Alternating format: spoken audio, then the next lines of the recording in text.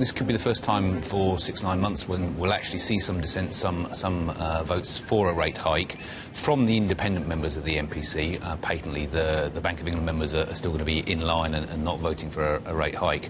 But I think we're going to start seeing that process. And 2, perhaps 3, perhaps Miles will, in his last meeting, go for a rate hike, although that would be quite a volte-face for him.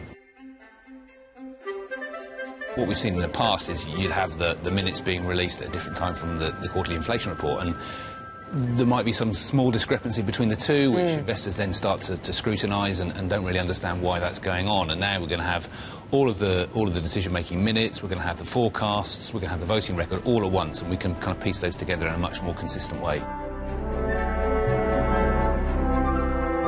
We need to focus more on the I of investment rather than the I for interest rates. I think interest rates are going to move up, whether it's September, December or January. I don't think it really matters a huge amount, because when Yellen decides and the Fed decides they're going to put rates up, it'll be a very positive signal, because they've been very nervous about putting rates up for a very long period of time.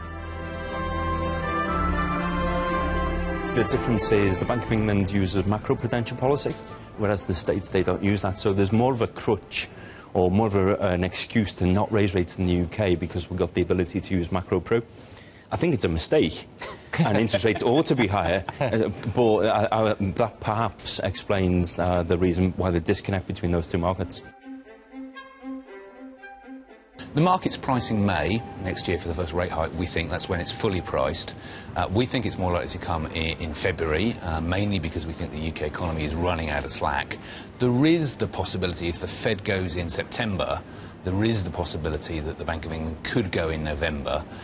Against that is the fact that, you know, headline inflation is really low. It doesn't really start picking up until the start of next year, so it would be quite surprising if they went in November. But if the Fed goes in September, there is no massive market reaction to that, then the Bank of England might go, well, OK, they've done it, we should follow suit.